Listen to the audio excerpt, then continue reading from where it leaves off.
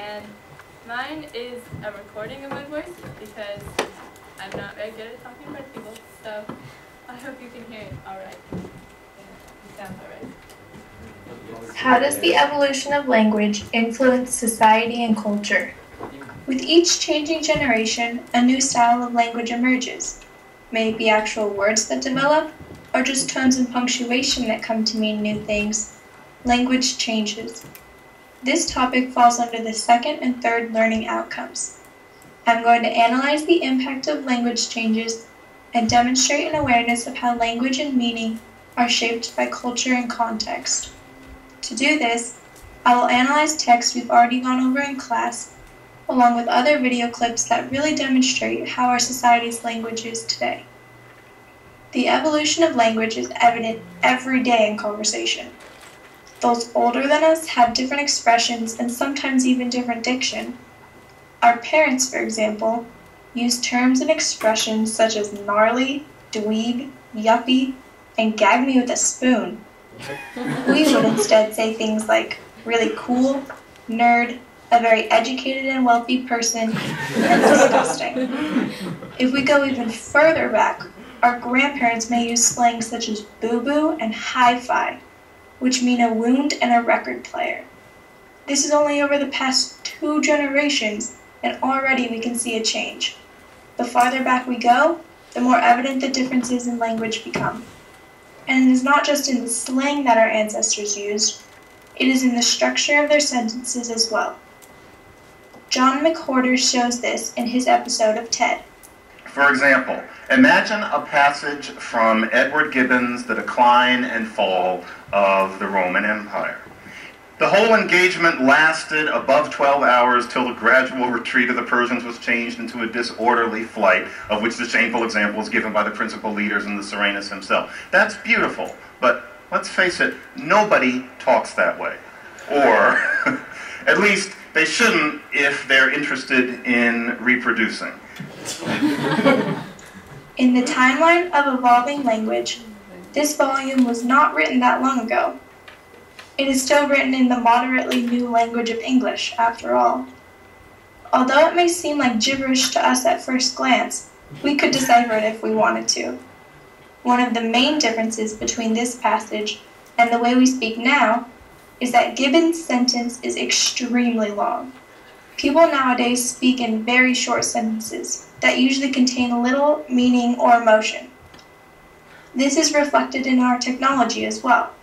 We are constantly improving old gadgets or making new ones that will help reduce the time we need to spend doing things. With the help of Google, people can access information in seconds, instead of spending hours trying to find it in books. And now with internet on phones, people don't even have to waste time getting up and going to the computer. They can access that same information from where they're sitting. From that same spot, people can also send letters or pictures to their loved ones, who may be on the other side of the globe, instantly. During this time of lengthy, formal sentences, this process would have taken months. Along with shortening sentences, people have also come to shorten words. Although this comes off as lazy, humans may have started shortening words for efficiency. It allows them to get their point across faster and, therefore, lets them have more time to do things. And humans do accomplish much more in their lifetimes than we once used to.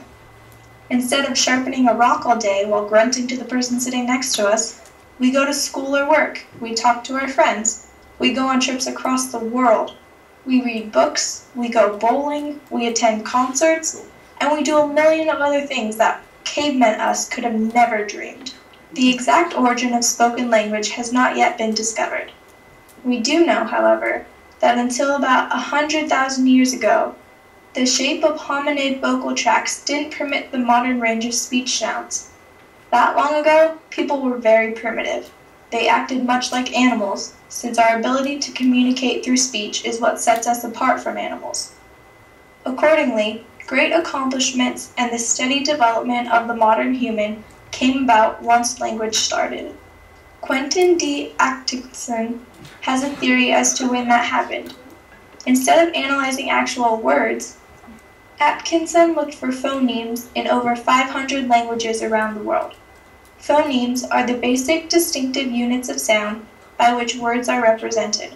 He found that the further humans traveled from Africa, the fewer number of phonemes survived. This suggests that language originated in Africa, as present by their click languages or click consonants, which contain more than 100 phonemes. When the African click languages came along, about 60,000 years ago, humans started to migrate out of Africa. People who had very limited technology were able to spread to a whole different continent because of their ability to communicate. Proto-Indo-European language is recorded to have begun in 6000 BC in the Potnik steppes. It then evolved into 60 Romance, Slavic, Celtic, Indo-Iranian, Germanic, and Hellenic languages. Around 2000 BC, Greek originated, and soon after so did the Bronze Age. During this time period, weapons, tools, and buildings were made out of bronze. The Bronze Age eventually came to an end around 1200 BC. This is also the time in which Chinese was developed. Following the growth of Chinese came the start of the Iron Age. Coincidence? I think not. The Bronze Age lasted a lot longer in Scandinavia, spanning from 1700 to 500 BC. The reason it came to a sudden halt was the introduction of the Celtic language. So to recap, when Greek came along, everyone decided it would be a good idea to start making stuff out of bronze. And then when Chinese started, people were like, nah, iron seems like it would work better. And off in Scandinavia, people put down their bronze weapons and tools when they heard the cool new Celtic language. If only those Scandinavians had been around to hear the cool English we use today. OMG, stop. Jack, your new Chipotle Chicken Club is crazy maze, and Chipotle Stoat's trending. Spicy crispy chicken, hickory smoked bacon, melting cheese, and smoky Chipotle sauce, plus fries and a drink for $4.99. That combo is Chipotle. And Chipotle is my hashtag #FaveFlave. Let me guess, you're the new social media intern. Yeah. Great, I'm late for a meeting. Can you make some copies? With a tanning bed? Teenagers try to act like people they see on television, so when they see this, they try and do it. Using abbreviations in our language is dysfunctional for society. It causes children to bypass the challenge of learning how to spell, and it can cause confusion. If each new generation learns abbreviations instead of actual words, eventually those words will be lost. Our writing will appear poor by other countries' standards, which will greatly diminish America's powerful presence. Also, when conducting trade transactions, the other side may not know what the abbreviations mean. Along with this modern English gibberish, there's also another language commonly spoken in America nowadays, Spanish. Throughout the past 30 years, 32,384,445 more citizens have learned to speak Spanish.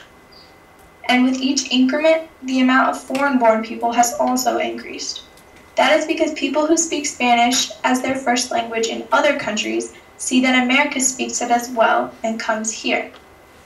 So to conclude, there is evidence throughout history to support the claim that the evolution of language influences society and culture. Right, thank you.